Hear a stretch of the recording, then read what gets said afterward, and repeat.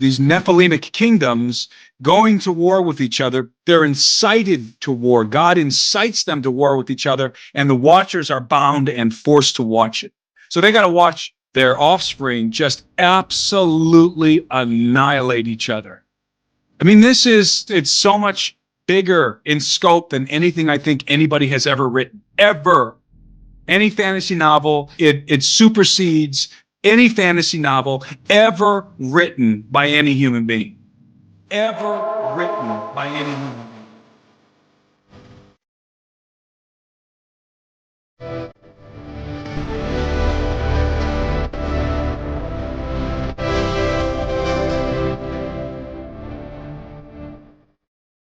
Lamps that hold some of the stones together at Tiwanaku, those are in Egypt.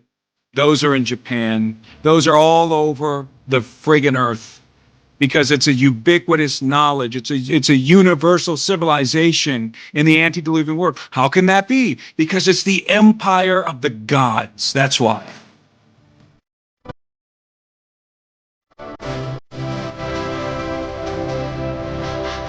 The empire of the gods.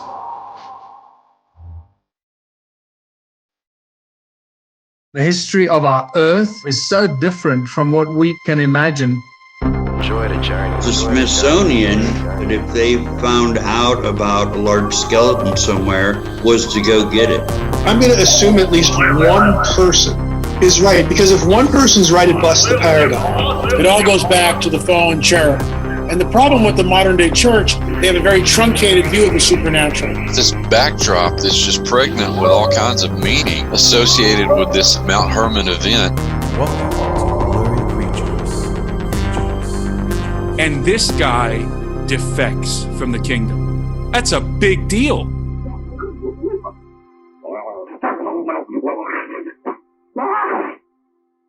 Tim's like, I'm coming to Nashville. You should do Blurrycon. Right? Is that how it happened? That's basically how it happened. Sometimes you got to push the unassuming kids into the pool, in the deep end. Just got to give them a little shove, you know? Yeah. Well, you got to give your audience what they want. I think they want Blurrycon.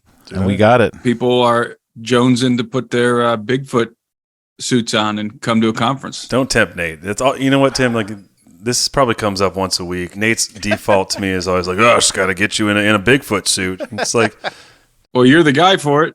You would scare someone. Hey, we live in Tennessee, man. That's a good way to end up shot. You know? Baby, you're probably the size of a good female Sasquatch, Luke. I don't know how to even take that, Nate. Size and shape of a female Sasquatch. So it did now. I mean, hey.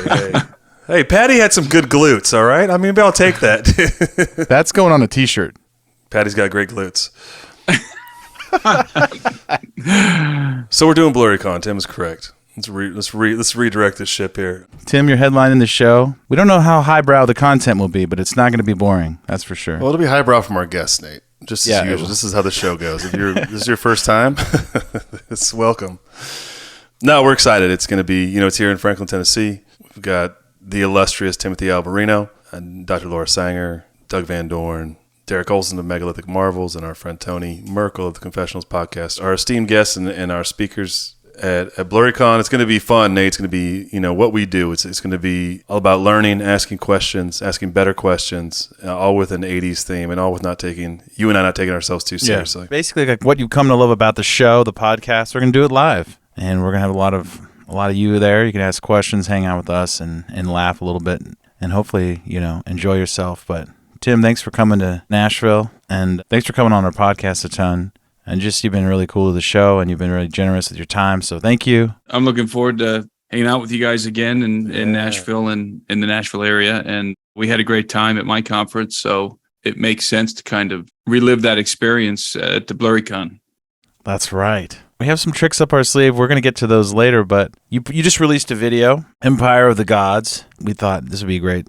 Get back on, do another deep dive into the brain and the mind of Tim Alberino. So many people are always just like, wait, they're always sending us messages. When's the next Tim episode dropping? It's true. I guess I'm unprepared because we've been so busy. I am so unprepared. Well, I did my homework.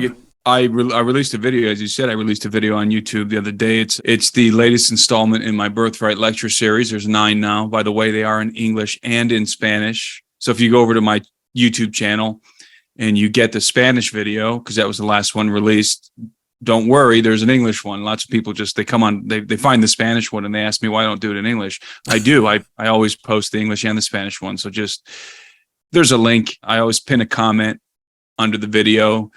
My comment's always the first comment, linking over to the English version, or if you speak Spanish, linking over to the Spanish version if you're looking at the English video. So I don't say this often enough, but if you have Spanish speaking friends or family, send them a link to the Spanish versions of my lectures. The Latino community, there's not a whole lot of people putting out content in this vein for that community. And so it's definitely not easy for me to do this in Spanish. It takes double the amount of time to produce these things. My English is overly complicated. To translate that into Spanish it's extremely difficult. It's about the hardest thing that I do. Really? Of everything I do, editing and writing and researching and traveling, the hardest thing is to convert the stuff I write, the way that I write naturally, convert that into Spanish. So I put a lot of work into it. So it's a little plug for the Spanish version of my lecture series. But this latest installment, it's called Empire of the Gods. And I did discuss something in here that I think most people aren't aware of. And it's a little bit controversial, but we can get into that. But I wanted to make people aware of this hypothesis. It's called the Younger Dryas Impact Hypothesis. The Younger Dryas refers to an abrupt return to Ice Age conditions after a long period of warming that occurred between 11,600 and 12,800 or 12,900 years ago. So we're talking about somewhere between 9,600 and 10,800 BC. This has always been a mystery to scientists, why suddenly the Earth returned to Ice Age conditions for about 1,000 years after it was experiencing a prolonged period of warming. Nobody had an answer. I mean, the answers were never really sufficient to adequately deal with the data and with the phenomenon of the drastic climate change that occurred during that period of time. Drastic climate change. Again, the world was thrust back into Ice Age conditions for 1,000 years. So somewhat recently, in the last 10 years probably now, there's this hypothesis that's been formulated by a group of researchers, highly qualified researchers from different scientific fields, mostly geologists. And they've formulated this hypothesis, the Younger Dryas Impact Hypothesis. And they believe that they have evidence. They presented evidence for a comet impact that happened approximately 12,000 years ago. To be more specific, it appears to have been a massive, an enormous comet that broke up into pieces, either in orbit around the Earth or in outer space, I should say, or broke up in the atmosphere and bombarded the Earth with these fragments of this comet, bombarded the Earth, and a global cataclysm resulted from this comet impact event. So this is their hypothesis.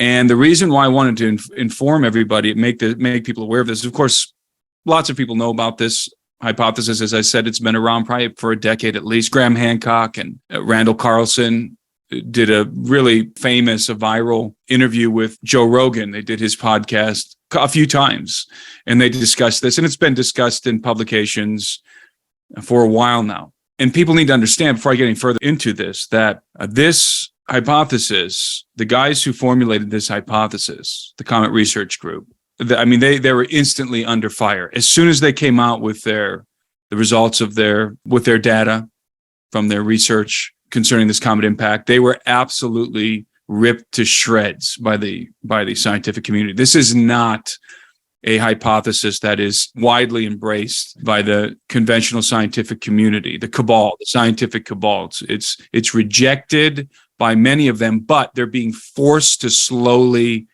swallow it at this point because the evidence is mounting. And that's why I felt the urgency to do a video on it and make people aware of it, because there's some very interesting correlations here. Why do you think the science community doesn't embrace it? Because it's catastrophism, and the scientific community conventional geologists hate catastrophism. They hate it. They all subscribe to Lyell's principles of geology and his motto that the current, I'm trying to remember exactly what it is, basically that rejects, let's just put it this way, the mainstream conventional geology rejects the notion of catastrophism, of cataclysmic change on the Earth's surface. They accept, 65 million years ago, an asteroid struck the Earth and killed the dinosaurs. They accept that because that's way, way, way, way, way, way, way back in the distant past.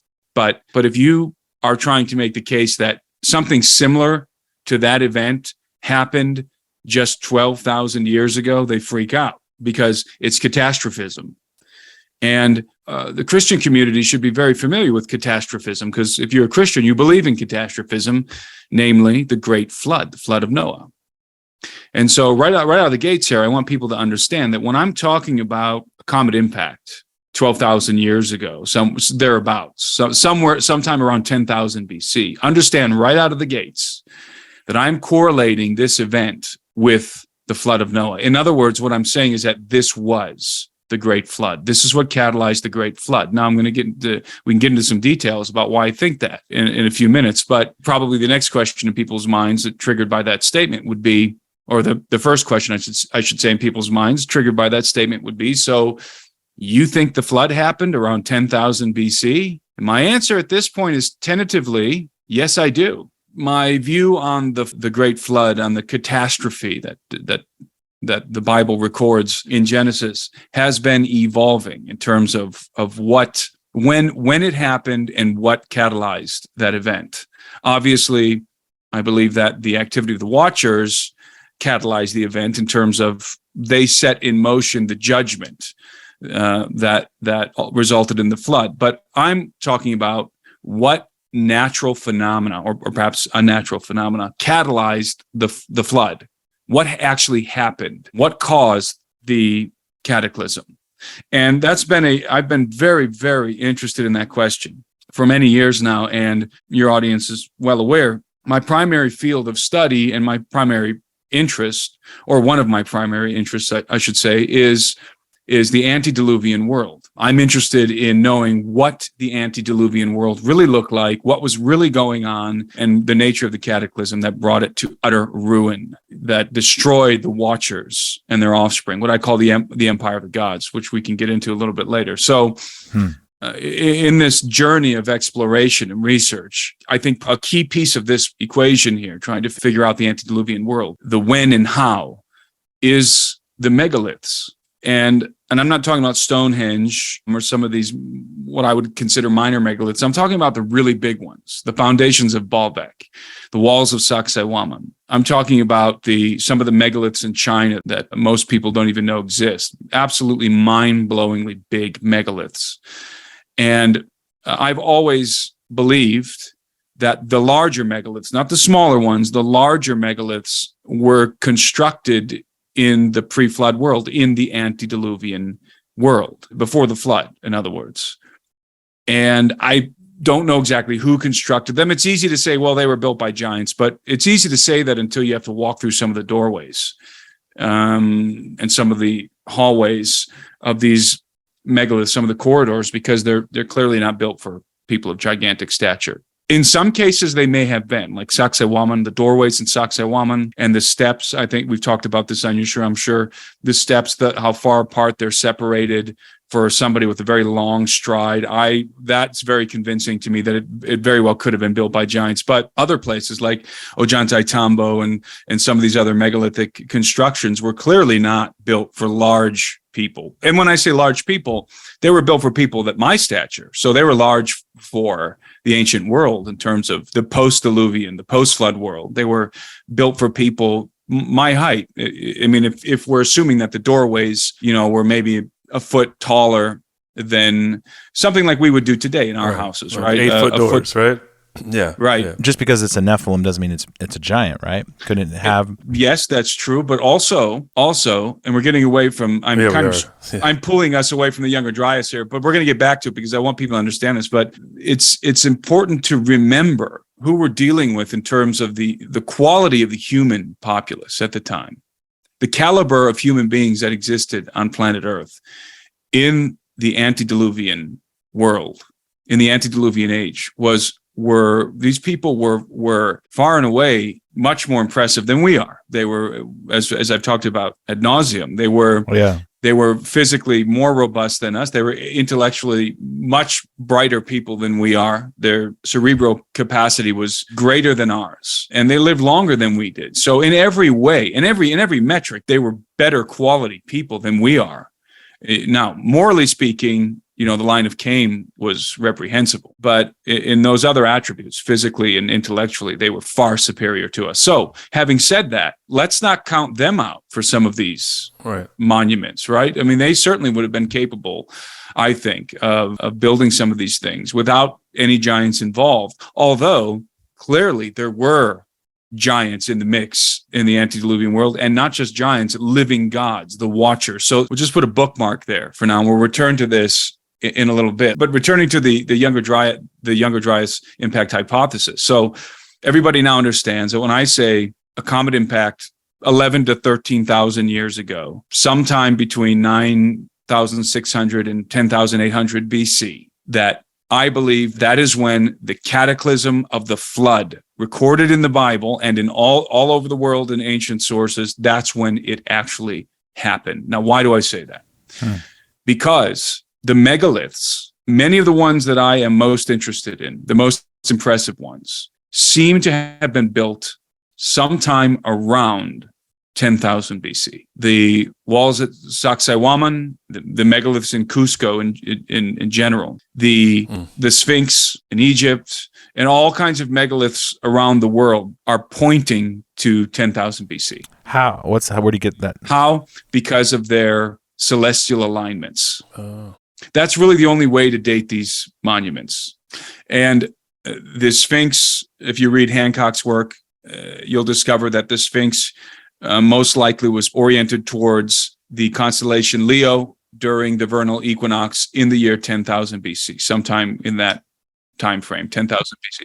We've been sent several pictures of those things all over several of them that look like that wasn't the only one they built. Plus, some of those perhaps, and there was one in Alaska. Plus, we know that has weathering, right? Like the idea that there's the whole thing with the Sphinx on having rain weathering significant enough that it had to be existing. Yeah, Schock did a lot of work on that. I think he demonstrated conclusively that the Sphinx has thousands of years of weathering, and it's weathering from water, and so it was weathered rapidly during a time when the climate was vastly different. It might have been submerged in water, but there's this orientation of the Sphinx, which, by the way, I don't think, and a lot of people have postulated this, a lot of different researchers, and I tend to agree with them. I don't believe that the head on the Sphinx is smaller, the original head. I think that it's smaller, it's disproportional. And if you look at... Didn't they say it was a serpent head? No, if you look at the statues that the Egyptians made, these incredible statues all over Egypt, they're very well proportioned. The Egyptians knew how to make proportional statues. And the head on the Sphinx is obviously small. It's not proportional. I think that it was recarved. I think one of the pharaohs had it recarved into his own likeness. But originally, I think it was a lion. And it makes sense if it's a lion and it's pointing to the constellation Leo on the vernal equinox, 10,000 BC or thereabouts. That's a time marker because you're talking about the precession of the equinox and all of that, which is time. So you find that same phenomenon in other megaliths, that they seem to have been aligned to the solstices and the equinoxes and certain constellations at certain points in time. So it's like taking trying to think of the way to explain this. It's moving because of the precession of the equinoxes, the wobble of the earth, the sky, the stars, the constellations change position, and it's a very slow process. It takes about 26,000 years to complete what's called the Great Year. One wobble of the earth on its axis. So like the earth wobbles like a top. But it does so exceedingly slowly. The ancients were able to calculate this, which is in and of itself absolutely amazing that they figured this out. And they aligned, so many of their monuments are aligned based on precession, and I think they're timestamps. So you can timestamp a monument in some cases, perhaps in all cases, if it's truly a megalithic antediluvian megalithic monument. I think you can time stamp it. And everything that I have seen so far from the most impressive megaliths that I'm interested in are pointing to 10,000 BC or thereabouts, in the neighborhood of 10,000 BC. And again, as I said in the offset, I believe that these monuments were built in a pre-flood context. They were built during the Golden Age, Zep Tepi, the first time when the gods walked among men.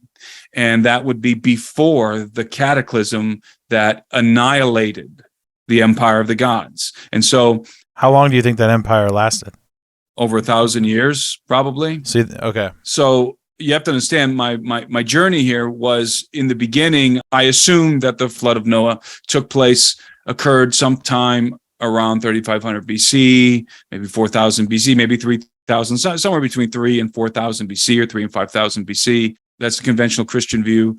And I kept running into problems with this because of the megaliths and because of some of these ancient mythologies regarding this event that they all reference, this earth-shattering cataclysm. And I was getting this nagging feeling like the flood must have happened further back, deeper into the past, in the Neolithic age, the Stone Age. And so I was of that persuasion after, probably about just a few years ago, I started to become persuaded that the flood occurred perhaps around 10,000 BC, in alignment with what I was seeing with the megaliths. And then I happened upon the Younger Dryas impact hypothesis.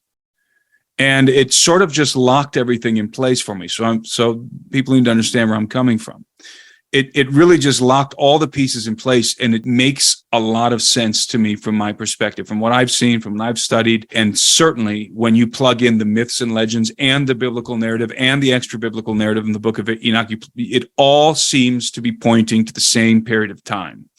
So I mentioned that the Younger Dryas impact hypothesis postulates that there is a comet impact. Again, more specifically, fragments of a massive comet broke up in the atmosphere and just bombarded the Earth. Now, it's important to understand where the scientists think that the comet impacts occurred, the fragments of this comet. In 10,000 BC, thereabouts, we know that North America was covered by what was called the North American ice cap. Most of North America, where I'm sitting right now in North America, was covered by 1 to 2 miles of ice. 1 to 2 miles of ice. The largest part of this ice sheet, portion of this ice cap, was called the Laurentide ice sheet. And the Laurentide ice sheet covered most of North America, all of Canada, a large part of North America, I should say, and all of Canada. And it was 1 to 2 miles thick. And this is where these geologists believe that the impact occurred. So not only do we have to contemplate a comet impact, multiple impacts from a comet, perhaps thousands, now we have to envision the impact happening on 2 miles high ice sheet. And a comet impact or an asteroid impact is about the most catastrophic thing that can happen on the surface of the Earth. It is devastating beyond description. When the impact happens, the heat generated is equivalent to the surface of the sun.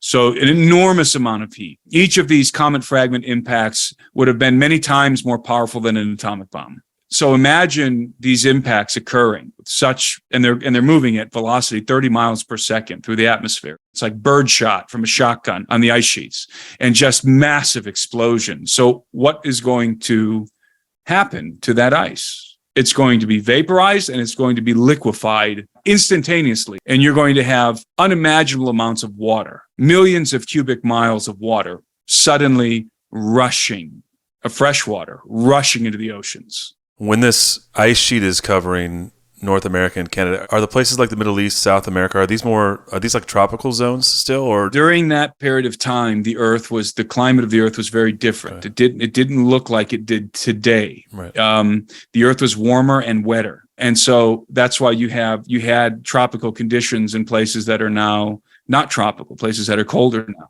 The world is actually colder than it was then.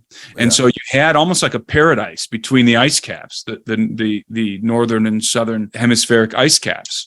And this is when you had the megafauna, where there was a profusion of megafauna all over the world. I mean, where all of us are sitting now in North America, there were saber-toothed tigers. I mean, there were camels.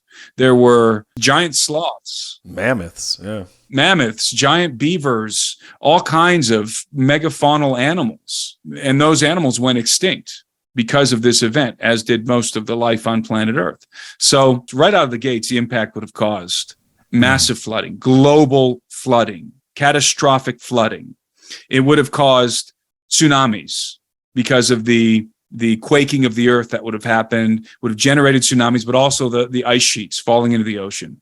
Massive ice sheets, just huge, like mountainous ice sheets falling into the ocean would generate tsunamis. And so you had the sea levels are rising, tsunamis are sweeping across the land. If you have a city built on an island like Atlantis, the island is just going to be absolutely devastated, probably just swept away in a tsunami. You have, in addition to tsunamis and earthquakes, and of course the immense heat equivalent to the surface of the sun near the impacts, you would have had the ejecta from the impact, which is basically superheated shrapnel flying off of the impact and just flying all over the place, miles and miles away, landing in the forest and setting them ablaze. And not just in North America, all over the world, you had wildfires that consumed at least 10% of the planet's vegetation. And you would have also have had extreme volcanism that would have been catalyzed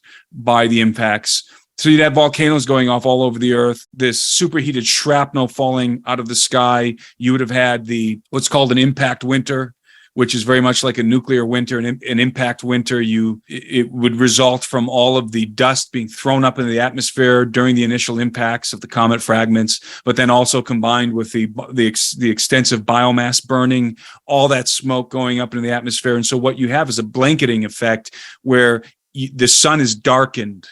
In biblical terms, that would be the darkening of the sun, but you would have the entire earth would be covered in darkness for a period of time, months or years. Tim, is this as it's flooding? So the fire's preceding the floodwaters? All of this is happening simultaneously. Okay. And now the impact winters and the flood is a gradual thing that continues to happen over a period of time. And this is why the world is thrust into ice age conditions suddenly, again, overnight. Everything changes overnight, just like the story of Atlantis says, right? Everything changes. That it was destroyed in a day and a night, just gone.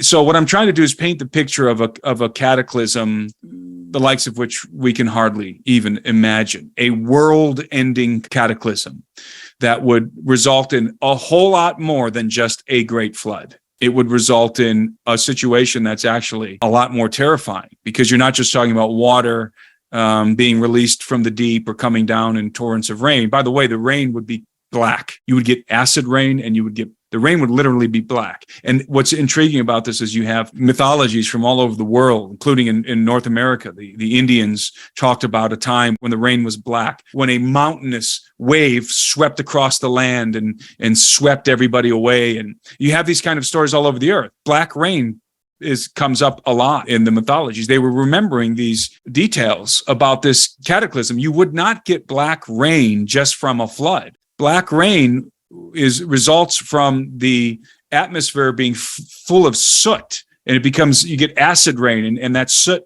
some of it condenses and falls to the earth as black rain. We saw this like Mount St. Helens, I think would be the one example I could think of that was more modern times, right? Where you have this, and you had the same thing. You had these black, exactly, Spirit Lake that ended up being this black flood. And then as the ash was released, there's millions of metric tons of ash. You have it come back as rain. As ash mixing with precipitation makes this black rain. Do you think that some of these dynasties, say the empires, right? They're in certain locations because we have remnants of basically just the bases of their buildings. That some of these gods like throwing baseballs at the earth, hitting some of these empires right down the middle, like Sodom and Gomorrah, kind of. Is that what you're saying? Yeah. Well, I was talking to Dave Hodges last night, and we were speculating about the possibility of, could it have been not a comet impact, but rather a detonation of some kind of a weapon, which is an intriguing thought experiment. I mean, because then it really makes the judgment of God a little bit more visceral, real, right? Literally like a missile. And I say this because we talk a lot about the Grand Canyon specifically. There was these giants or whoever they were building something inside the Grand Canyon, and that looks like You talk about, catastrophic event. I mean, you have a giant crater there. It looks like something just... There was like a dynasty there, it seems like. That's what a lot of people hypothesize on our show because they find so much remains in caves and things.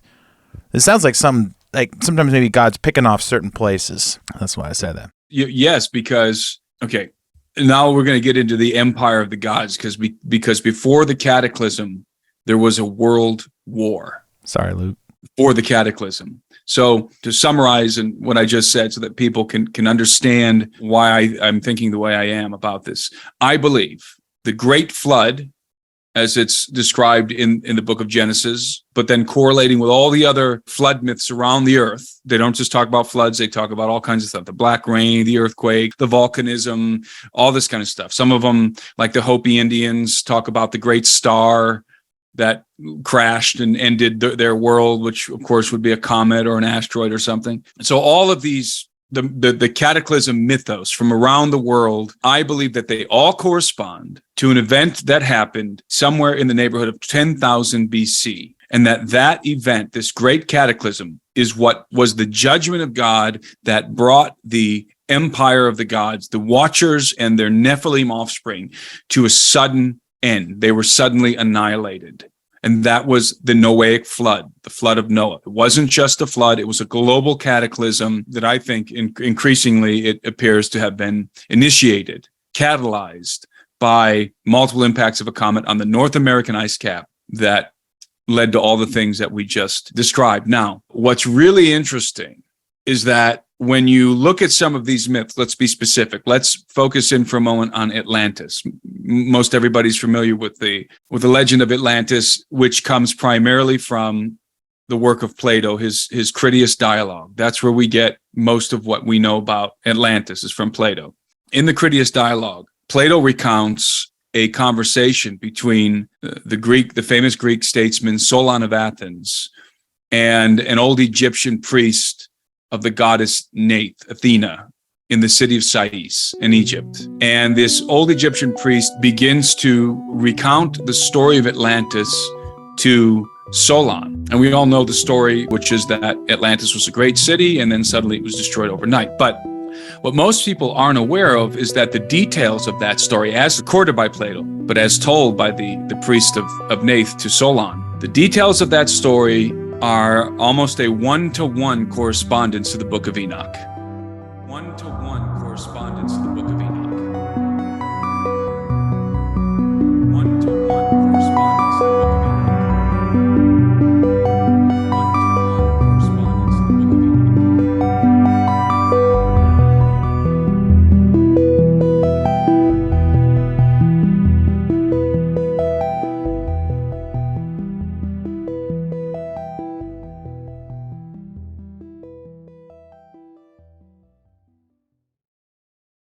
And that to me is extremely fascinating. So according to Plato, the story begins, the priest's recounting of the story of Atlantis begins with the gods apportioning the earth amongst themselves. They're divvying up the earth amongst themselves. So you have the gods, and these are the Olympian gods. They're going to take dominion of the earth, and so they're divvying it up amongst themselves. Now, mind you, the earth is full of human inhabitants. So the gods are taking over here in this scenario. They're going to divvy up the earth, and then they're going to establish their own kingdoms. And after they divvy up the earth, we can extrapolate that all the gods did this because it bears out in Greek mythology. Poseidon and the other gods, the next thing they did once they divvied up the earth, they chose wives from among men. The daughters that they chose to wed certain women and human women. They went for the Italians first, right?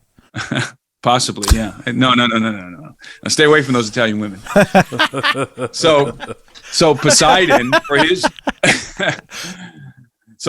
for his allotment received Atlantis, the island of Atlantis, and he chose to wed a woman named Cleito, who's the daughter of a man named Evenor. So here's a god receiving his allotment among the gods, and he chooses to wed this woman who he's enamored of, named Cleito, a human woman. What does he do? He copulates with Cleito. She gives birth to 5 sets she gives birth to 5 sets of twin sons. So 10 hybrid sons. Now, Plato doesn't say this, but you can find some other ancient manuscripts which reference Atlantis and describe the kings of Atlantis, the offspring of Poseidon, as giants. So the sons of Poseidon become the kings of Atlantis. So Atlantis is Poseidon's piece of the empire. This is his piece of the empire. So it's his kingdom. And he makes his hybrid sons the kings of his kingdom. And his hybrid sons begin to rule over Atlantis. And Atlantis was not, and this is the story from Plato, I'm not making this up. Atlantis was not a peace-loving utopia. Rather, it was an aggressive, expansionist empire, expansionist kingdom. And it was conquering. It conquered all the islands around it, the primary island of Atlantis. It conquered all the islands around it, 7 in total, we're told by Plato. And it held sway over 3 continents. So it was expanding. It was aggressive. And in fact, Plato says that the Atlanteans took their captives as slaves.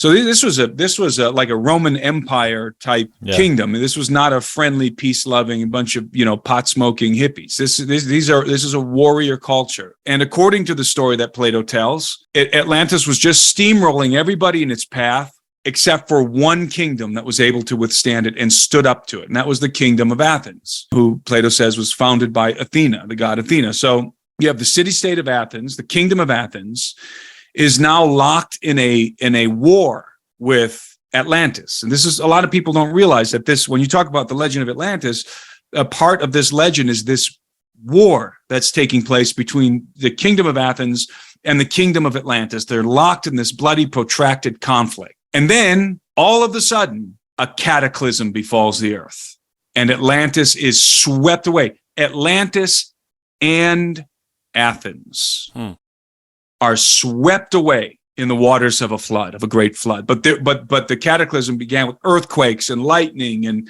like a tsunami. Right. So very interesting. This is a parallel to the book of Enoch. And what I want to say before I forget is that not only does the priest of Neith tell Solon the story of Atlantis, he tells Solon when this occurred.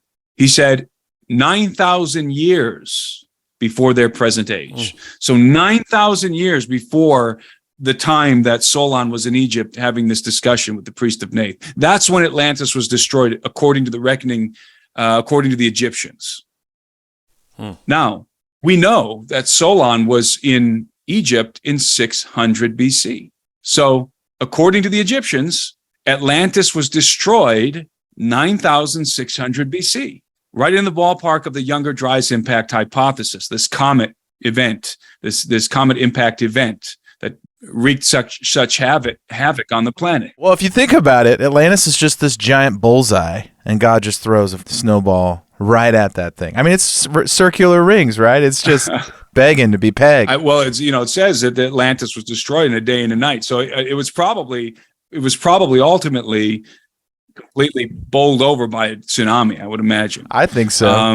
But before the tsunami hit, there would be all kinds of things happening, earthquakes and the who knows what else, all the things that eventuate from a comet impact in North America on the ice sheets. So now here we have this neighborhood of 10,000 BC popping up again in the story of Atlantis. Atlantis is a template for the story that we're all familiar with from the book of Enoch. That's exactly what the Watchers did. Remember, the Watchers didn't just come to the earth to have a good time and throw women over their shoulders like just some brutes coming in. They did not come to earth to rape women. That was not what they came for. They came to earth to usurp the birthright of Adam, to take dominion of the earth. And we've talked about this in the past. They could not do it themselves. They were not themselves authorized to do this because the birthright of Adam was given to him and his offspring forever. So the only way that they could legally usurp that birthright was by procreating their own offspring who were human enough to claim it. And I would add, huge enough to dominate mankind. So you think they knew that? I don't know I suspect that they did, but there's no way to know And maybe they made sure, genetically speaking, they made sure that their offspring would be a certain size so that they could easily subdue the other kings of the earth. And of course, the Watchers, behind them. Now, why would the Watchers do that? Because remember, we talked about that there is an implicit order in the universe. It's called the kingdom of heaven.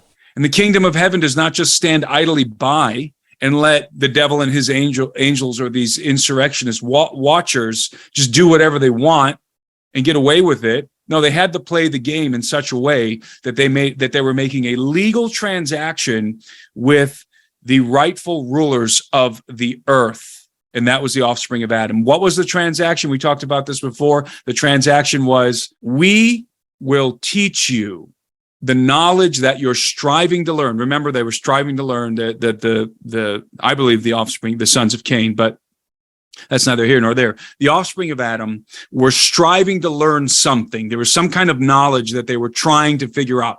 The Watchers showed up knowing that this was the case and said, we'll teach you that. We will show you that. We'll give you that technology, whatever it was, in exchange for your daughter's hands in marriage. Watchers were not looking to rape these women. They were looking to wed them. They wanted wives. They chose wives for the children. You said before they were hunks. They were like a bunch of hunky dudes. They would have just showed up, and the ladies were about it. These are members of the elder race. They would have looked like very handsome, probably men in their 30s, but, much more comely features, let's say, than any human being. And so these were not reptilian, grotesque creatures. Right. These were gods walking among men. And so this was a Faustian bargain, because what happened, and the men thought maybe they were getting the better deal here, because they're just giving and remember, back in the ancient days, and we're kind of retreading some ground that we talked about before, but I think it's important to relay some of this foundation. So remember that back in the ancient world, it wasn't like today. There was no feminism back then. Women didn't go around choosing who they wanted to marry. The fathers gave their daughters away. The fathers gave their daughters' hands in marriage. And it was often to seal a transaction, right? So this is and of course, this is common in the ancient world as well, not just in the antediluvian world. So the fathers gave their daughters' hands in marriage. I'm sure these daughters were more than delighted to marry the Watchers. They gave their hands in marriage in exchange for knowledge. It was a Faustian bargain, because what the men could not have known is that giants would proceed from the wombs of their daughters. Do you think Satan might have known? I have a theory about what Satan was doing in all of this, because this is not the devil and his angels. This is the Watchers. This is a different group. Well, maybe he could be like, sort of like, hey, you should go down there and take them ladies. Exactly. I think he was the tempter. I think he had a hand in this and doing what he always does, tempting, but he kept his own hands clean because the Watchers were judged. And I think he knew that this was that what the Watchers were going to do was going to bring swift retribution from the kingdom of heaven. However, that retribution did not come until men began to cry out to God. Well, you got to think about it. We talked about it a lot on our show, that you've kind of got my mind thinking that angels aren't much different than us, so to speak, right? So we talked about this a lot. They had the gear, they had the anatomy, they had the desires. They're just smarter, probably better looking, and they got better technology. Exactly. But they came down here and they're very similar to us, same desires, same idea, but they're leaving, their realm and coming into ours. You could see how they would want what we have very easily. Right. They would want to procreate families, for one thing. And not even think that they're doing anything wrong. Like, maybe they're convinced, like, why can't I have this? Well, they suspected that they might get in trouble, because remember, they made a how does the Book of Enoch say that they swore an oath of mutual imprecations, because they knew that what they were about to do, that heaven was going to take notice, that the King of Heaven was going to take notice and have some feelings about what they were doing. But they did it in a way that was legal. They made a legal transaction with the governors of planet Earth, with the human race, and specifically these men. I think they were in the line of Cain, but that's my own opinion. But they made this transaction, And this transaction gave them legal cover. The empire of the gods was not immediately destroyed. I think it lasted over 1,000 years. It was destroyed ultimately because, remember, it says in the book of Enoch, and I believe it also says in Genesis, that men began to cry out to the Lord, or something to that effect. And in other words, they began to petition heaven at some point for redress of the Watchers' crimes. I guess one of my thought is like when human beings are crying out, because you see these empires all over the world. Do you think that God could be doing like sort of similar Sodom and Gomorrah events? Like these empires are springing up and God's like, take that one out. Boom. Maybe, cataclysm there. Individuals. And then they move to another location. This was a very specific thing that happened in time. Outside of the crucifixion and resurrection of Christ, this was the most momentous event that had ever happened on planet Earth, what the Watchers did. They usurped dominion from Adam. How did they do it? They did it through the agency of their hybrid sons who were human enough to inherit that birthright, the birthright of Adam, which is dominion of the earth. That's why they progenerated hybrid sons, because the only way that they could do this legally, have some legal cover for what they were doing, was to create offspring that had a legal claim to these thrones. Okay, now, returning to the story of Atlantis, remember, what did the gods do in the story of Atlantis? They divvied up the earth amongst themselves, and then they married human women to produce their own hybrid sons who became the kings of their empire. And so the Watchers themselves did not have the authority. They were not authorized to directly govern the affairs of men, to govern the earth, but they could govern the earth by proxy through their hybrid sons. In other words, they would be the powers behind the thrones. The thrones would be occupied by their hybrid sons. And those hybrid sons, the giant offspring of the Watchers, were the kings of the empire of the gods. And so you can imagine there were 200 Watchers, according to the book of Enoch. The 200 Watchers, if they divided the earth, not just the Middle East, the earth amongst themselves, then you can imagine that they spread out all over the world. They portioned it among themselves, and each one of these Watchers built his own kingdom to be ruled by his own dynasty, his own dynastic line through his hybrid offspring. So what do you have? You have an empire, a global empire that is being governed by extraterrestrial interlopers, the Watchers. These are extraterrestrial beings. They have extraterrestrial advanced technology and knowledge, and they are now governing the earth through the agency of their hybrid sons who are acting as proxies for them. Now, according to the story of Atlantis, the gods, not only do they divide the earth amongst themselves and each one chooses a wife with whom he's going to produce his dynasty, his family line to govern the earth, his kingdom. They also, according to Plato, they have temples constructed for themselves, and they institute sacrifices for their own veneration. And I believe this is exactly what the Watchers did. I think the Watchers, they wanted to be worshipped. They wanted to be able to govern the earth. They couldn't do it legally themselves. They had to do it through their hybrid sons. So the sons, the offspring of the Watchers, were the kings in the various realms of this empire, and the Watchers were the living gods walking among men. They had the temples built to them, sacrifices offered to them. I mean, imagine this. As I said earlier, the Egyptians have a name for this. They call it Zep Tepi, the first time. And what distinguishes the first time from all the other times? It's the time when the gods dwelt among men and imparted civilization and scientific knowledge to them. I mean, again, this is all just going back to the book of Enoch.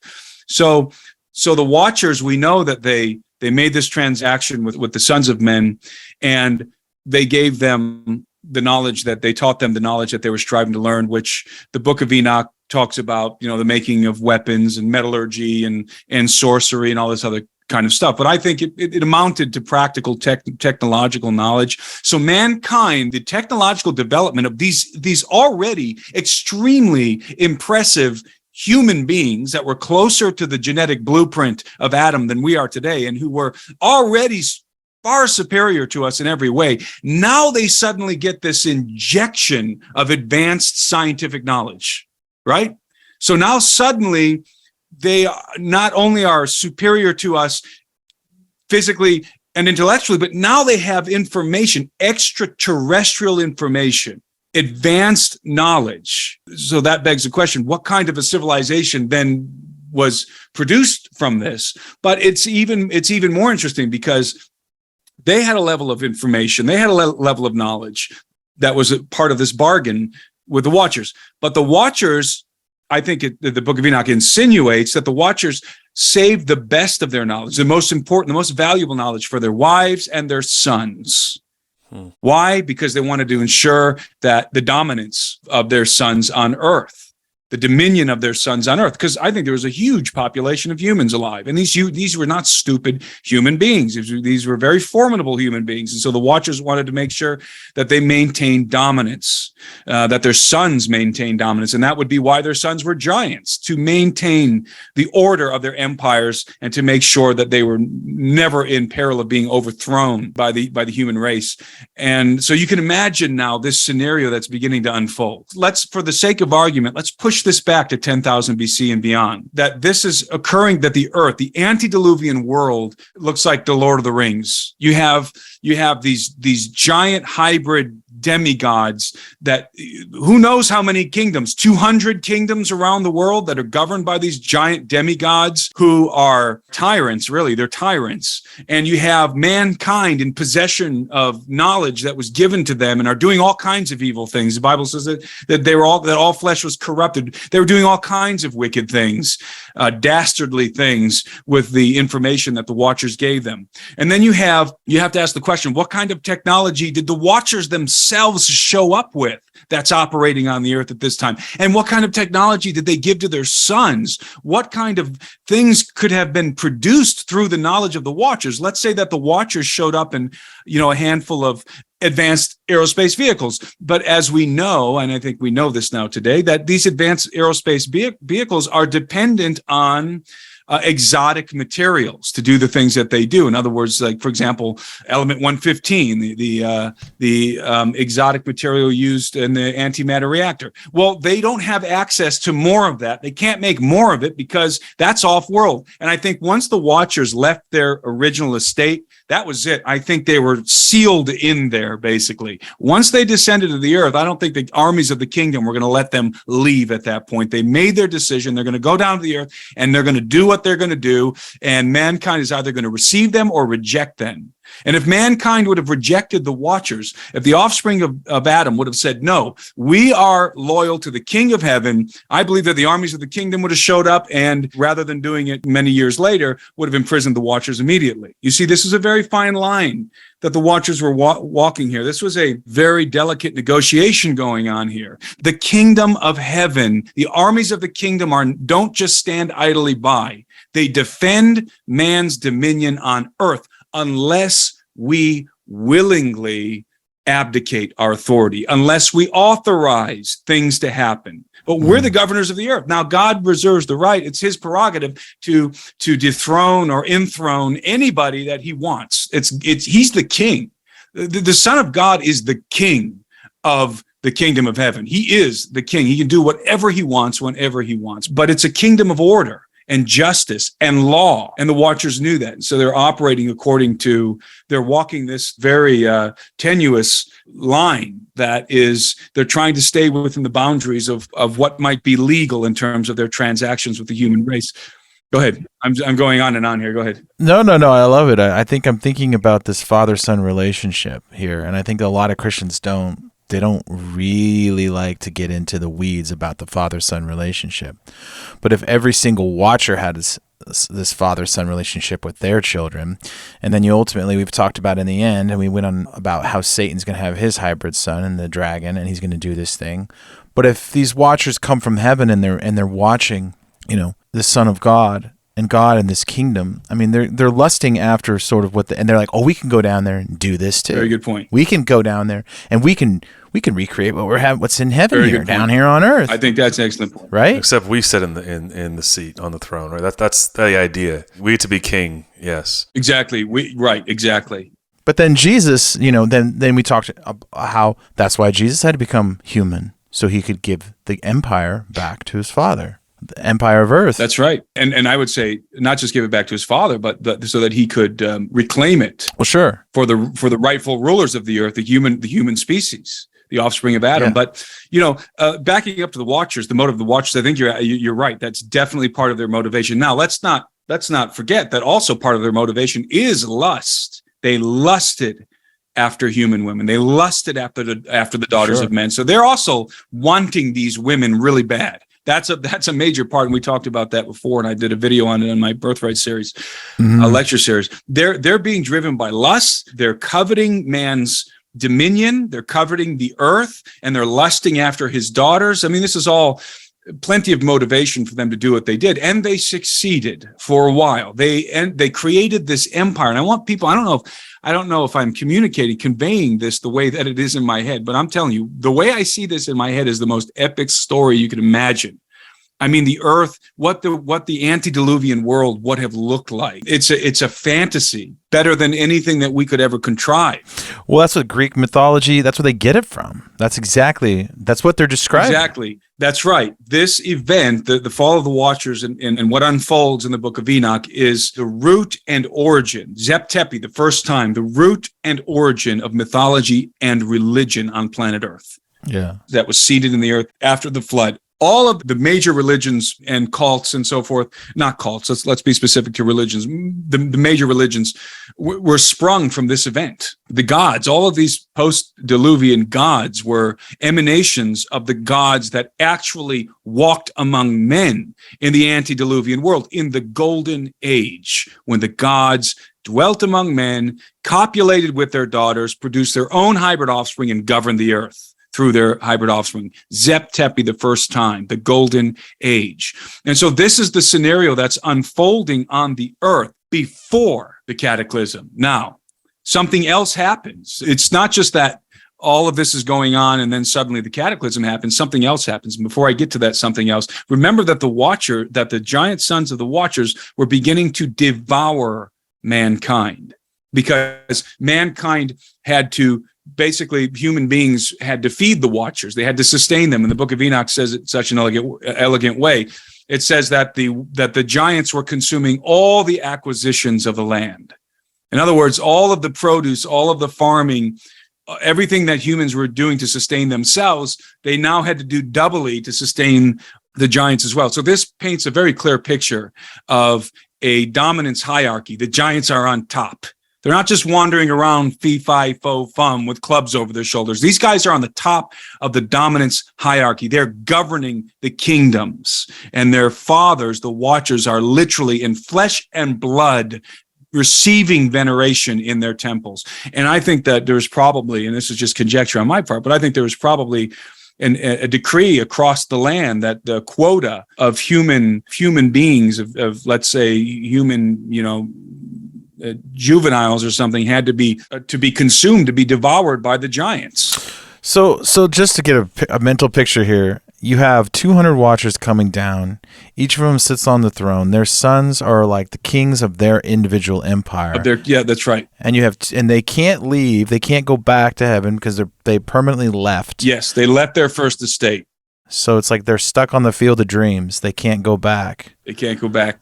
But they're actually a purebred. Their sons are the Nephilim. Their sons are the hybrids. Their sons are the Nephilim. They are the gods. Think of it this way: they are the gods. Their sons are the demigods. It's like Hercules, right? Yeah. They're the demigods, and they're the heroes. Yeah, that's right. The heroes of old. And then each generation's a little bit less. Right, and we're talking about empires and kingdoms. Understand that an empire consists of kingdoms. So an empire subdues other cultures and kingdoms and receives tribute and so forth. So that's why I paint this as an empire. So the gods, the collective effort of the gods, that dividing the earth among themselves, that is an empire among the gods. Now, each of those gods had their own dynasties, which were their own little pet kingdoms, their own little private kingdoms governed by their sons. And the reason why that's an important distinction is because of what happens next. And what happens next is, men began to cry out, I think after 1,000 years of this, men began to cry out to God and petition heaven for redress of the Watchers' crime. So this is a legal thing that's happening here. Men, they willingly did this bargain with the Watchers, so they were getting what they deserved. And in the beginning, men were probably thinking that they, as I said, had gotten the better part of the deal because they had this new technology. Who knows what it was? It might have been beyond just bronze and iron breastplates and swords and so forth. It might have been, who knows? Maybe they had some kind of flying machines. Maybe they were able to create, who knows what they were able to do with the technology that the Watchers taught them and gave them. But the point is that, so you have all these individual kingdoms that are full of human beings. They're not just a bunch of giants. No, the giants are they're at the top of the pecking order. They're the kings. The subjects of the kingdoms are the offspring of Adam, and they're being tyrannized. They're being ruled over by these hybrid demigods in this empire of the gods. And they begin to cry out to heaven. This is now mankind beseeching the court of heaven, again, for redress of the Watchers' crimes and to do something about this terrible situation, which was their fault. They did the deal. Now they're reaping. They're reaping what they sowed. But which is like why you can say it was justified to send the flood. Well, to go all the way back to like the average Christian probably thinks, why would God let that happen? Well, it's human beings that allowed that transaction to originally take place. He's right. Yeah. Because we have dominion of the earth. He gave it to us. We willfully gave it to the Watchers, abdicated our authority. We authorized the Watchers to do this. This is how the kingdom works. It is a kingdom of order. And by the way, it's just like today. Why did God allow the Roman Empire to conquer Israel, to conquer Judea before it was judgment, before Christ was born? Well, yes, and God uses kingdoms for judgment. He does that all the time, and that's like the modus operandi. Well, it's like Babylon, like the exile in Babylon, right? He allows these things to pass judgment upon his people. Exactly, but the point here is that the mechanism is a mechanism of authority. Mm-hmm. The kingdom of heaven is not a mishmash of just impulses. It is a kingdom of law and order, and God does not transgress his own laws. He establishes the laws, and all of creation abides by those laws. And so those laws are in play on the earth. We have been given dominion. We are the governors of this place. Now, the Bible says that if a wicked man governs, the people mourn. If the righteous man governs, the people rejoice. So we get what we deserve. And if the people are wicked and they have wicked rulers, God doesn't come in and intervene and dethrone that ruler and put somebody better on the throne. Sometimes he will to accomplish his purpose, but most of the time he doesn't. It plays out the way that we're the ones steering the ship. So, we reap what we sow. And what happened with the giants and in all of the bloodshed and everything that happened in the antediluvian world was mankind reaping what he had sown with this Faustian bargain he made with the Watchers. Instead of being faithful to the King of Heaven, again, and turning those Watchers away and saying, absolutely not, you're traitors, we're faithful to the King. Instead of doing that, they joined into the insurrection. Yeah. Yeah. Oh, okay? Gen 6 says that. It says that that the wickedness of the human race was so much that every inclination of the human heart was only evil. Like, so they had continually. They willingly participated. They decided to join the bad guys. They willingly threw in with them. Yeah. It's just very much a Garden of Eden scenario again. It's just more broad. It's like exactly. It's like kind of divvied up and given to everybody. Exactly. It seems like that original transaction must have been more. I think it's in your mind. You'd think, oh, they just cruised down and took some ladies, but there probably was some sort of ceremony. Oh, it would have been with all the pomp and ceremony of an official wedding, and beyond that. My God, let's say you are one of the sons of Cain. You're giving your daughter's hand in marriage, not to some illustrious governor or warrior or hunter. You are giving your daughter away to a god. You are giving your daughter away to this esteemed member of the elder race, this angelic being. That in and of itself, think about how proud these men would have been initially, knowing that they were their daughters. Basically, they were in the family of the gods. Their daughters, their offspring, their grandchildren were demigods. Makes you really think, like, in the future, the same thing's probably going to happen. What makes you cooler? Yeah, and it is going to happen again in a similar way, not exactly the same, but in a similar way. So the golden age, so let's kind of get back where we were. The golden age, there seems to be a time of plenty, but then the giants, yes, sort of their appetite becomes unsatiable. Yes. And they start eating humans. I think you're right. I think you're hitting on an important point here. We shouldn't assume that the golden age descended into this tyrannical dystopian nightmare right away. I mean, the Watchers wanted to govern the earth. They didn't just want to devour it. They didn't want their sons just to eat everybody and then what? They wanted to establish an empire, which they did. And maybe even there were elements of this governance by the Watchers, remember, through their hybrid sons, that was somewhat benevolent. Maybe they did care for the people at first, but it descended into a bloodbath. Humans were not just in the sense that the giants started devouring human beings, because human beings could not sustain them anymore. And so think of it in terms of tribute and taxes. The kingdom, the kings are exacting these taxes from the human beings. Man, look, I need to eat a 15-foot pile of meat every day. And if you don't bring it to me, then I'm eating your children. That's what it is. And it's not, again, it's not fee, fi, fo, fum giants with clubs. Get that out of your mind. The giants would have dispatched their soldiers to go and take by force the children of these families who were not bringing their tribute, not paying their taxes. And they would have probably devoured their kids in front of them. And the giants, by the way, would have been exceedingly intelligent. These are the offspring of the gods. And when I say the gods, remember what I'm talking about. The elder race, the Watchers were members of the elder race. These were angelic beings. So their offspring being mixed with the human race that was so close to Adam, it was superior to us. So when you mix those genes together, you don't get some bumbling, drooling from the mouth giant. So it's like whenever we trade our dominion for knowledge, we get screwed. We get screwed. And maybe that's what's happening right now with the UFO stuff. And that's where this is going to some degree. But to kind of close this circle. So the next thing that happens on this timeline, remember, I'm referencing, when I talk about this timeline, I'm talking about the Book of Enoch. I'm talking about the Legend of Atlantis. Those two things are coming together here. This narrative I'm telling, they're meshed. But let's throw one more thing into the mix. We can throw all kinds of things, all from mythologies around the world, even from the Inca. We can throw all kinds of mythologies into this picture that put more pieces into place here. They all correlate, right? So let's throw a specific one into the mix. Let's throw the Indian epics into the mix. And I talk about this in the video that I published on YouTube. Yeah. That was what I was going to bring up, Tim, was the idea in the Vedas. There's people have hypothesized there's a nuclear incident within the ancient Sanskrit Vedas. Maybe you're going to get there. But that's what I was going to. The Sanskrit texts, specifically the epics, the Indian epics, which are, by the way, regarded as historical by the Indians. Now, they recognize that there's maybe some mythological elements, but largely this is historical content to the Indians. When I say Indians, I'm talking about not Native American, not American India. Indians. I'm talking about the country of India. Yeah. And specifically, there are, in the epics of India, there are the two primary texts are called the Ramayana and the Mahabharata. And the Ramayana and the Mahabharata detail the empire of the gods, not in the same way that I just detailed it, but they detail something specific about this empire of the gods, because they do have the gods and the demigods and human beings. That what these epics detail is the war that ensued. So now, again, it's important for you to have the architecture of what's going on here straight in your mind, so I don't confuse you about what I'm about to say. You have all of these individual kingdoms on the earth that are established by each god individually. So let's say each Watcher all over the earth, different parts of the earth, their little portion of the earth or large portion of the earth, and their hybrid sons governing their kingdom of the empire, their little corner of the empire.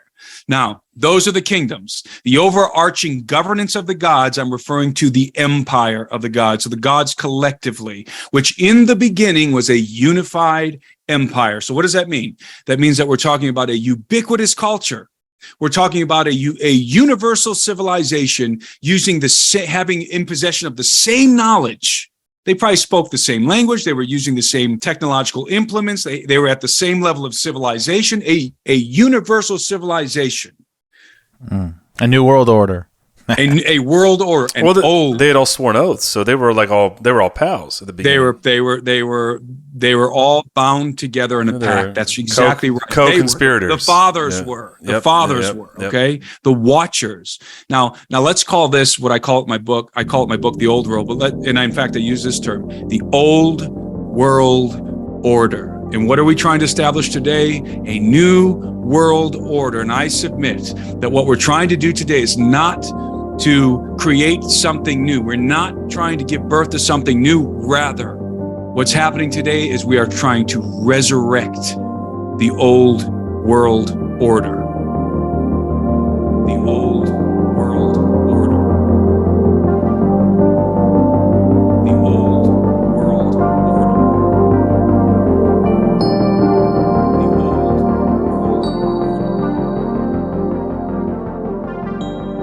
old world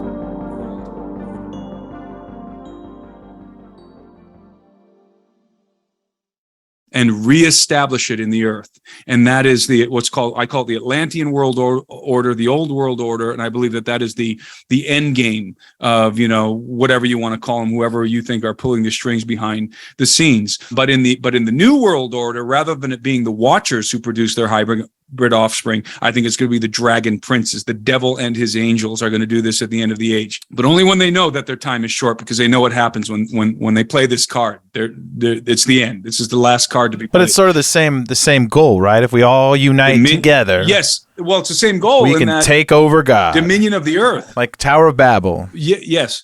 So it's this unity of this empire that existed for a very long time on the earth. The empire it's cohesive. There's a cohesion here in this empire, but something happens. That cohesion is suddenly fractured.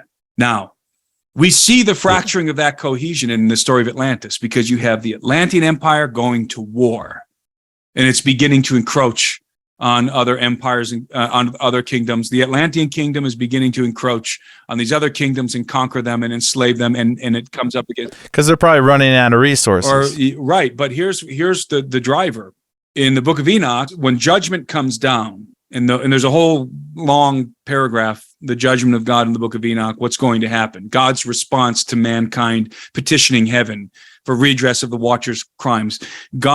There's this amazing paragraph in the Book of Enoch. I wish I could remember what chapter it's in, but it's in the Book of the Watchers in the beginning. God pronounces his judgment. And as part of this judgment, he incites war between the kingdoms, between the giants. Now, the Book of Enoch says that the giants were incited to war and violence with one another, and that as part of the punishment, the judgment on their fathers, the Watchers would be forced to behold the destruction of their beloved sons. And how are these beloved sons going to be destroyed? In a flood? No, in a war. They were going to go to war with each other. They were going to hack at each other. So this beautiful, and from the Watchers' perspective, this beautiful cohesive empire that they've created with all of their sons, and who knows, they're getting together, they're merrymaking, they're drinking, they're laughing, as they're eating people's children, and this empire that the Watchers have constructed. Suddenly, God is going to incite these kingdoms to war with one another. Now imagine these kingdoms. Let's say 200, right? Let's just say 200 because there's 201. 200 kingdoms ruled by the demigod giants suddenly engaging in a world war. That's pretty epic. And I referenced the Ramayana and the Mahabharata earlier. The Ramayana and the Mahabharata, it's an epic of war.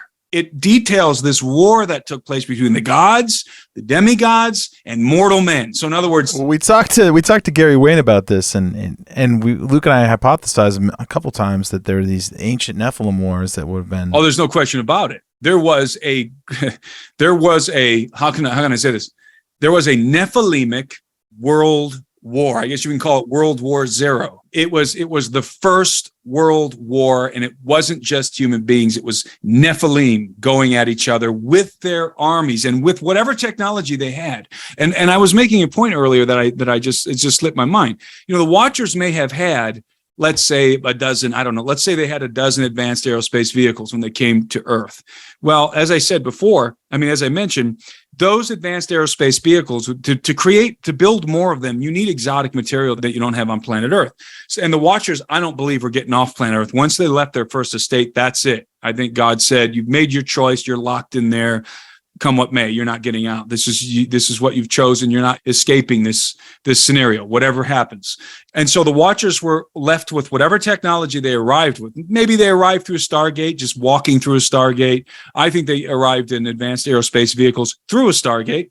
But the Watchers, so they would have only a limited amount of whatever they came with. Am I making sense? Mm-hmm. So they would have they couldn't reproduce their technology, but they could create derivations of it. Right? They could take their technological knowledge, look across the landscape of what they had to work with on planet Earth, the ores that could be mined and the manpower and everything that they had, and they could begin to devise technologies that were advanced, but not as advanced as their stuff that they arrived with. Okay. And this is just me speculating here. So you might have had flying machines in the antediluvian world that weren't, they weren't manufacturing flying saucers, but they were manufacturing some kind of flying machine. And the reason why I bring this up is because in the Indian epics, there are these flying machines called vimanas, which are meticulously detailed, even with, in some cases, engineering descriptions. And we're told in those texts, in the Sanskrit texts, that the vimanas operated on mercury vortex engines. And they could fly at high rates of speed. They could hover in place. They were these incredible flying machines. So we're not necessarily talking about like a flying saucer. There's only a limited amount of those, if indeed the Watchers showed up in those things. There are only a few of them, right, or whatever. But the Watchers could have created other kinds of technologies that weren't as advanced of what they had brought with them, but were derivations of their technology based on the material that's available on the Earth and the time frame in which these things were able to be created. So you could have had kingdoms, Nephilimic kingdoms, going to war with each other with all kinds of exotic technologies derived from the knowledge of the Watchers. You could have had missile type or energy beam type weapons. You could have had flying machines like vimanas or other kinds of flying machines. You could have had other kinds of armaments that might resemble some of what we have today, other kinds of kinetic weapons. This is the kind of war that I'm trying to paint this picture, because it's just a big movie in my head and I'm trying to convey it in words. I need to make a graphic novel or something. And so you have these empires, these kingdoms of the Watchers, these Nephilimic kingdoms going to war with each other. They're incited to war. God incites them to war with each other, and the Watchers are bound and forced to watch it. So they got to watch, what would this be? If World War Z is zombies, what is this, World War A? They got to watch their offspring just absolutely annihilate each other. This is, it's so much bigger in scope than anything I think anybody has ever written, ever. Any fantasy novel, it supersedes any fantasy novel ever written by any human being, what I'm trying to describe to you. And that's why I'm having such a hard time describing it, by the way. Well, is there any ancient books that describe these wars? Is there any? Well, yeah. Besides the Ramayana and the Mahabharata. Now, however, but anything like the Book of Enoch or anything? Well, the Book of Enoch just says that the giants were incited to war with one another. So most of us initially reading that, we picture giants running around with clubs, banging each other over the head. Mm-hmm. Yeah. But I think that is so far divorced from the reality. I think we're talking about a civil war in the empire of the gods, bringing to bear whatever technological advancement that they had from the Watchers. It was a technological war. It was bloody beyond belief. It was a death toll that probably superseded anything that's ever happened in history. And the Watchers had to sit there and watch it unfold as part of their judgment. Look what you've done. We're going to force you to behold, to watch the destruction of your empire and the bloody annihilation of your beloved offspring. You're going to sit here and you're going to watch everything that you've created be destroyed before you are punished for these crimes. And so this is what was ensuing. Now, we've said all that. We've set the stage. Now, I would say this happened sometime around 10,000 BC, the conclusion of all this. We set the stage for this. Now enters the cataclysm. After this war. So now, not only do you have to imagine this unbelievably destructive, fantastical war between the Nephilim and their armies, human armies. Not only do you have to imagine this war, and who knows what kind of animals and stuff that they were riding into battle. Who knows? Mammoths? I don't know. Not only do you have to imagine this, now you have to envision the judgment of God. Here comes these fragments of this comet entering our atmosphere like smoldering mountains and slamming into the North American ice cap. And everything that I explained that would result from that Younger Dryas impact event, all of that happening after the Nephilimic World War. After. I mean, this thing is so much bigger and just more fantastical and more unbelievable than any of us have ever conceived of. I'm telling you. It sounds like Sodom and Gomorrah. It just sounds just like a macro version of what God does afterwards. Well, it makes you wonder what really was going on there. We know that listen, there's a lot of parallels if you want to talk about it in that sense, with the angels walking into town and all of the wickedness that happened there, and then God saying we're done with these two cities. It just seems like a little he discharges an energy weapon and blasts it to hell. That works. I mean, that's what I was talking with Dave Hodges last night was, when we talk about the judgment of God, was this just a preordained? God in his infinite knowledge knew that the comet would break up, if indeed that's what catalyzed all this, that the comet would break up and boom, hit the earth right at this specific time. That's very possible. That would fit the nature of God. Or did God direct the comet to the earth, or did God just blast the earth with some kind of did the kingdom of heaven show up and boom, blasted the earth with some kind of a Death Star energy weapon it seems like he doesn't even have to. It seems like I would argue, because if you think about the flood and what the flood represents with the water, it's like the elements of earth itself take care of, God is almost so great that like a comet was coming for them long ago. Right. It was like predestined to hit them, It feels that way. It feels like these, because they weren't given dominion, every single empire met its sticky end. Something happened to it. It couldn't survive. It couldn't flourish forever. Right. It was always going to be taken down, but it seems the way, to me, it would be, he wouldn't need an energy being. What? And I agree with you. I would, if I would say that it would be God would have foreknown what was going to happen, set that comet on its path from the beginning to crash into the earth exactly at the right moment in response to the petitioning of the human race, petitioning God. Remember, in the midst of all this crazy stuff going on, there was the righteous line of Seth.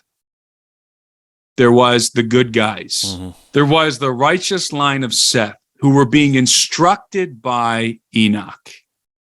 And Enoch was guiding them. That's why Enoch, he was teaching them. His name means to teach or to initiate. He was teaching mankind, and he was keeping this remnant of mankind faithful to God. And of course, he was being shown what was going to happen, and he is the one God chooses Enoch to deliver this sentencing to the Watchers. He becomes the mediator between the judgment of heaven and the Watchers, between the court of heaven and the Watchers. Why? Because he's a son of Adam, and he is representing the human race. He's representing the offspring of Adam, and he is being the intermediate, and that's why he is delivering the sentencing to the Watchers. God used a son of Adam to sentence the Watcher. to the Watchers. And remember that the Watchers, by the way, after all this mess, after they created this empire and this whole thing went awry, they were petitioning God. They were seeking clemency from the court of heaven. And they were even beseeching the court of heaven on behalf of their sons. And remember that when Enoch arrived to them with this sentence in hand, the Watchers were covering their faces, weeping. And they realized that the time for judgment had come, and Enoch delivered this terrible news to them, that you shall have no peace. That's like the worst thing you could ever imagine hearing from God. You shall have no peace. And the whole situation, it's very interesting because I think it reinforces my whole point about dominion of the earth and all of that, because the way that Enoch is used as an intermediate here. So it wasn't just the bad guys running amok. There was the line of, and remember also we've talked about before the genetic stuff happening on the earth and speculated about that and the corruption of all flesh. And part of, I think, what Enoch and the righteous were doing in the line of Seth was God was maintaining a pure stock of the human species through all of this, that would not be corrupted, that would not be turned to insurrection with the Watchers, and that would not be killed, by the way. So there must have been a scenario in which these guys were protected through all of this. I mean, you would think that the first thing that the Watchers would want to do would be to send their sons to go eat all of the offspring of Seth. But that didn't happen. So maybe God was hiding them or protecting them, or maybe they were just a powerful kingdom in and of themselves. I don't know. I mean, we always think about these antediluvians. We always think about Noah and Methuselah and Lamech and Enoch and all these guys being just like these sandal-clad, sort of dopey Fred Flintstones. But maybe we're dealing with something that we can't even really comprehend. We're dealing with a situation in which this was a kingdom. It wasn't just the line of Seth, just a bunch of random people living in huts. Maybe these guys were so advanced and sophisticated that they had their own, who knows, readout somewhere, and they were defending it themselves, or it was just being defended by God in the midst of all this. But something was happening. The line of Seth was protected and preserved. That is evident with Noah and his family line. They were protected.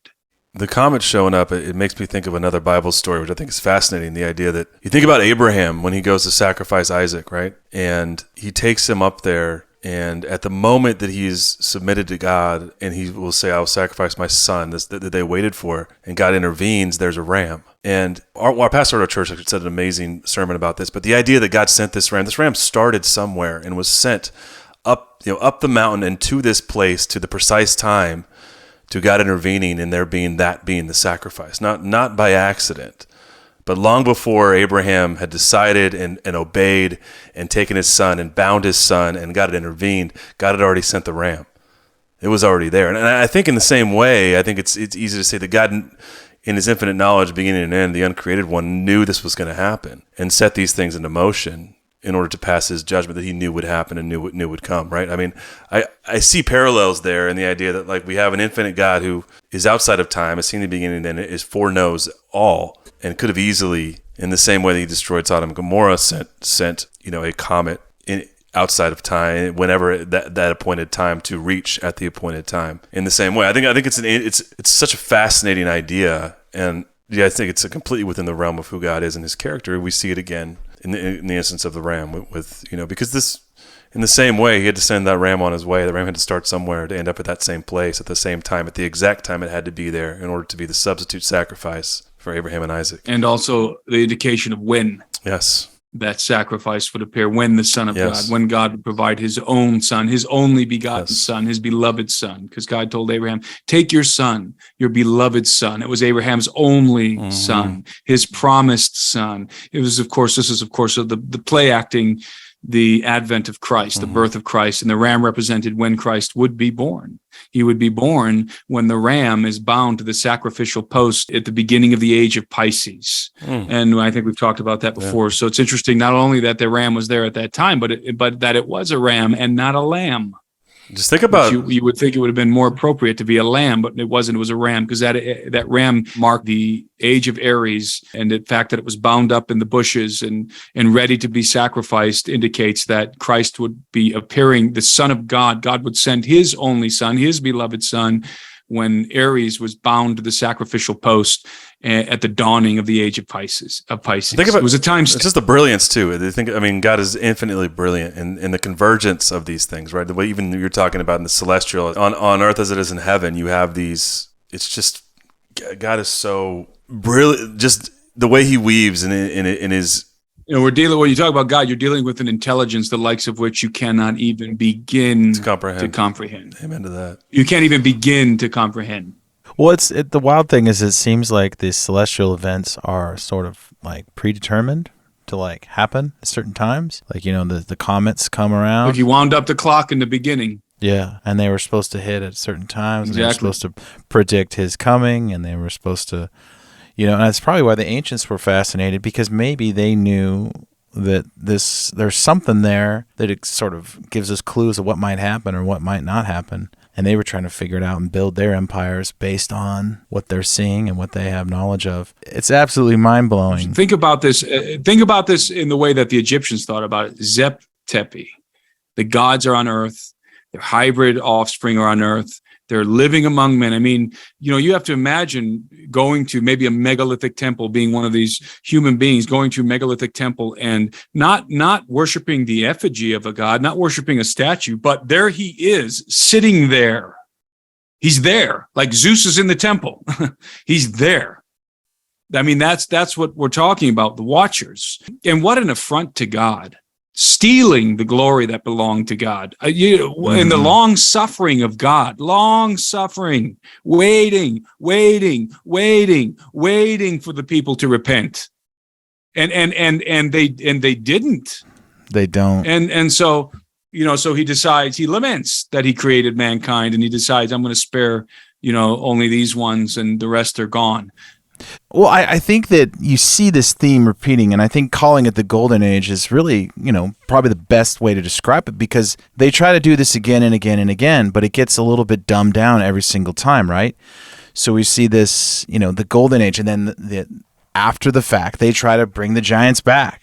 They try to replicate the Golden Age over and over again, but like you're saying, the original Golden Age has them sitting on the thrones in the empires. And the later ages, when we get into more of the weeds of like the Tower of Babel and all some of these other dynasties that crept up, I mean, but they lose their power though. This is what maybe a question, Nate, that I have, because Elijah goes basically is like, hey, are your gods in the bathroom? Where they're at? Because they're these deaf and dumb effigies, right? That have no power when they talk about idolatry. When we get into the post flood stuff, they're not around. And while we have the Rephaim and we have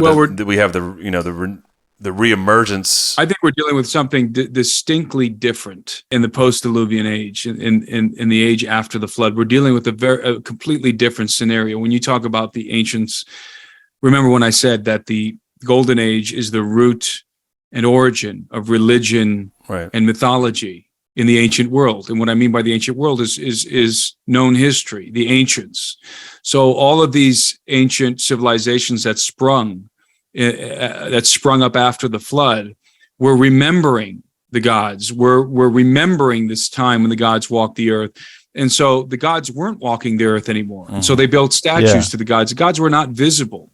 The gods were not, they were distant. They were imprisoned. They're imprisoned. They were Well, yeah, the Watchers were done away with by this point, but the ancients were longing for a return to the Golden Age, but the gods were no longer walking the earth. That scenario was not happening anymore. And I do not subscribe to the notion that the human race was being governed by gods, by angels or fallen angels. That does not sync with the narrative. It doesn't make any logical sense, and it's very clear that that men were governing the earth from the post-flood onward. Aside from those Nephilimic tribes that were in Canaan, men were governing the earth. There was no god governing the Greek Empire. It was in the beginning. It was Alexander the Great, and then when it broke up into the various Greek kingdoms, it was his generals who were governing those Greek kingdoms. There was no god governing the Roman Empire, it was the Roman emperors. It was the Senate, and then it was the Roman emperors who were governing the Roman Empire. And yes, they said that they had received their authority from Jupiter, who was the king of the gods, and the Greeks from Zeus. The Greek potentates received their authority from Zeus, but it wasn't like Zeus was sitting on a throne in the temple. But that was the case in the pre-flood world. That God was literally sitting in his temple. But in the post-flood world, it was an effigy of a god. You see, there's a dynamic there, and I think people have it confused that, well, the gods were also in the earth after the flood. No, they weren't. I mean, unless you want to call the devil and his angels gods, but they were not doing what the Watchers did. The Watchers did something very different than what the devil is doing on the earth. The way that the kingdom of darkness is not operating in the way that the Watchers' empire operated. It is going to at the end, but right now it's not. Mm-hmm. It's almost like he's saving his for the last. It's that card he's going to play at the end, and when he does, he knows he's going to have a short time. It's going to be his last card. If you think about it in like a virus, like the original virus of the Watchers was the strongest, and if you think about how a virus spreads throughout society, it comes back around, but it's weaker every single time, right? So the original virus, the original golden age was the most destructive, but then this idea keeps coming back around, and it keeps emulating in culture and emulating in society, but it's never going to be as strong or as potent as the original. And not to beleaguer the point, but again, the gods of the Golden Age were in flesh and blood. They were there. In the post-flood era, when the Romans worshipped Jupiter, who was the equivalent of Zeus, they were not specifically worshiping a particular god who they could see and interact with. They were worshiping the idea of a god, basically, who they've never seen. But it was still an abdication of authority because it's called idolatry. They were willfully worshiping Jupiter, who was an aspect of Satan, of Lucifer. And so the way that the devil derives his authority on earth today is a very different kind of authority than that which was being executed by the Watchers. The Watchers literally made a bargain with mankind and produced their own offspring. That was a direct governance of the earth through their offspring. The way that the devil governs, the devil and his angels, the dragon princes, as I refer to them, they govern the world by proxy, but not through hybrid offspring, but rather by influencing men. So men are their proxies.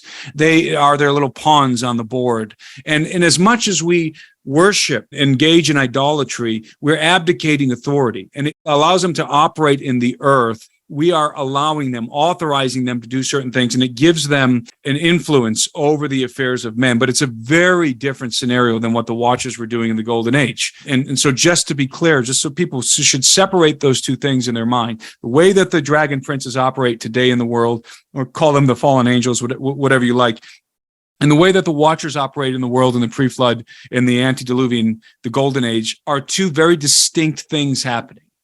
And for a very short period of time at the end of the age, the way that the Watchers operated on earth is going to be repeated through the dragon princes. And it's going to be for a short period of time, and it's going to be at the end. So it is going to happen again, but it's not currently happening. And I think people I think there's some confusion around that. And I know it's not happening. How do I know it's not happening? Because throughout history, we can see human history. We know the arc of human history. We can see who the kings were, where they came from, their families. They were not the offspring of gods. They were men. In every case, they were only men. Now, someone could postulate, well, is it possible that there's a strain of the Nephilim in the world still? Is the bloodline continuing? But they're not giants anymore. They're as Dave Hodges put it yesterday. Maybe there's some kind of puberty blocking thing going on where they're still Nephilim, but they're not gigantic beings.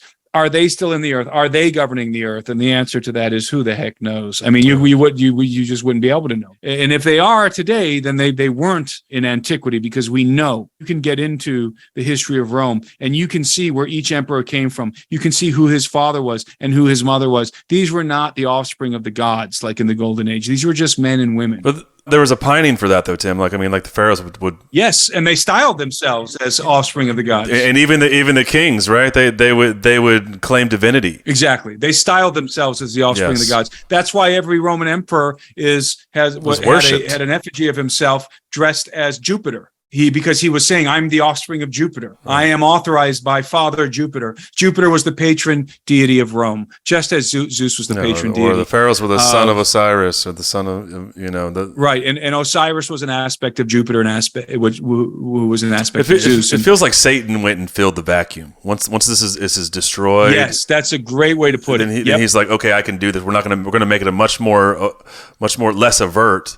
But I'm going to fill this vacuum, and I'm going to be Exactly. I'm going to exert influence in a way that does not commit the same transgression of the watchers. Remember, the kingdom of heaven is not a chaotic mess. You cross a line, you pay the price. So even the devil walks a fine line, and that's clear in the Bible. He's only allowed to do certain things. He can't do whatever the heck he wants. He can only do certain things. He's only authorized to do certain things. And it's like, well, authorized, what do you mean authorized? Well, it means that the kingdom of heaven is going to come kick his butt. Right. I mean, that's what it means. And when I say the kingdom of heaven, I'm talking about technology. I'm talking kinetic war. I'm talking about the good guys are going to show up and smack him around. Right. Yeah. I mean, that's literally the way it is. I just love this conversation because it helps answer a lot of questions of like, why were they doing these things 500 thousands of years later? Why were they still trying to emulate? Because they had this history of what it was like back in the days of old. Yeah, I mean, the glory of the golden age.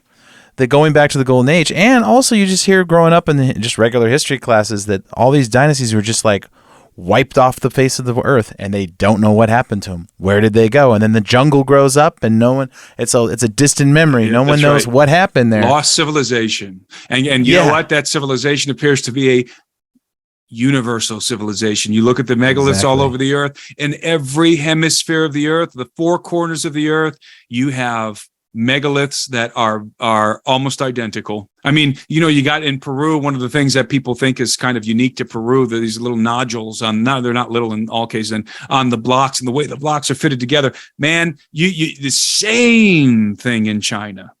The way that the notches are cut out of the stones, and the clamps that hold some of the stones together at Tiwanaku, those are in Egypt. Those are in Japan. Those are all over the friggin' earth. Pyramids. Because it's a ubiquitous knowledge. It's a universal civilization in the antediluvian world. How can that be? Because it's the empire of the gods. That's why. It's the empire of the gods. So when I envision this empire of the gods, what I envision is the following. I envision masses of humanity, just good old-fashioned human beings, the stock of Adam, right? Not hybrids, just humanity, subjugated to these demigods. But humanity, generally speaking, I speculate, I hypothesize that they were, generally speaking, a Bronze Age level civilization, generally speaking, but with some exceptional advancements mixed in there. Maybe some kind of flying machine, some airship or something. I don't know. I'm just speculating. They were a Bronze Age civilization with some elements of their civilization that were advanced, like really advanced. But the demigods ruling over them, the Nephilim, were in possession of extremely advanced knowledge and technology. So you had these demigods who had, they had even more advanced technology and whatever, and they were ruling over this basically Bronze Age civilization. And what comes to mind, and I highlight this in my video. By the way, we're talking about this. If people want to see this visually, if people want to see a condensed version of this, go to my YouTube channel, Timothy Alberino, and watch that lecture, Empire of the Gods, on YouTube. It's episode 9 in the Birthright lecture series. Go watch it. You'll see what I'm saying in a condensed version, probably much clearer than I've been able to articulate it tonight. But again, I highlight this in the video. When I imagine this scenario, this Bronze Age civilization being governed by these demigods, these demigods with extraterrestrial technology, and indeed these extraterrestrials, the Watchers themselves, the movie Stargate comes to mind. Do you guys remember Stargate? Oh yeah. In the movie Stargate, I think it was 1994. It was made. I remember seeing it in the theater. I can distinctly remember and I don't remember like all the movies I saw when I was a kid, but I distinctly remember the day I saw the movie Stargate. And of course, I wasn't thinking in these terms, but if you remember the movie Stargate, Kurt Russell. He just came to mind. Great mustache. He was the main character in this movie. It's a great movie, actually. It's a great sci-fi movie. But in the movie Stargate, you know, these military guys go through the Stargate and they end up on a different planet. But on this planet, it's like an Egyptian Bronze Age civilization, because you learn in the film, and I hate to give it away for people who haven't seen it, you learn in the film that these are indeed Egyptians, that this alien being brought them to this planet and brought their culture, and he assumed the role of Ra, the god Ra. And so he was being worshipped as like Ra, but in the flesh, and his temple was a pyramid. So he adopted this culture of the Egyptians, and his subjects were Bronze Age people, but he was like an advanced extraterrestrial, and he had this, you know, his spaceship, his pyramid spaceship could go out into it was an advanced aerospace vehicle. It was a Vimana, let's say, something like that, and his agents were equipped with these kinetic weapons, is high technology. So he had this high technology, and his agents were in possession of this high technology, but the masses of people were Bronze Age, and they worshiped him as a living god. I think that's about as close as we can get to depicting the empire of the gods, or anything that we have out there now. That probably comes the closest. So, and I illustrate that in my video. So if you want to get the visuals for that, go watch that video on my YouTube channel. And it can't be a spoiler if the movie came out in 1994. So you had your shot. People, you had your shot. So, you know, I got to be honest. I got to be honest. I tried to watch Stargate SG last night. You know, I think that was made in the 90s too. Yeah. It was the MacGyver guy. Yes, from the show. And I'm watching it. I tell you, I've never seen anything so poorly written. It bored me to tears. But the movie, I mean, it's just cheesy. It's just like the cheesiest thing I've ever seen in my life. But the movie's really good. If you haven't seen the movie Stargate, it's excellent. The show, though, they send him through, and he starts picking up paper clips in the Bronze Age and making bombs out of them, right? Just like MacGyver. Well, I love it, Tim. I mean, it makes you realize that, like, it seems like the original sort of disease of the Garden of Eden was put in the water and spread all over the world. Same sort of deception, same sort of promise, you know, knowledge. And it's kind of like, you know, the Golden Age was sort of, you know, the disaster of Eden worldwide, all out rebellion. And it makes you wonder if Satan knows this, and he can go back and say, hey, you can't do this without me. You're never going to take down God unless we all come back together, because the Golden Age failed, all these other empires failed, so you're going to have to, you know, he's setting them up for, you got to rally behind me, and so we can war with God in the end. You're right. That's right. I think you're absolutely right. But don't forget that, you know, what the Watchers did was they came down, and they took over, you know, through the agency of their hybrid sons. But I think at the end of the age, it's going to be a little bit different. It's not going to be just, hey, we're here, we're the gods, we're here, worship us, and, you know, be subjugated to our hybrid sons. No, at the end of the age, it's going to be a little different. It's going to be, you can become gods yourself. You can become like the gods.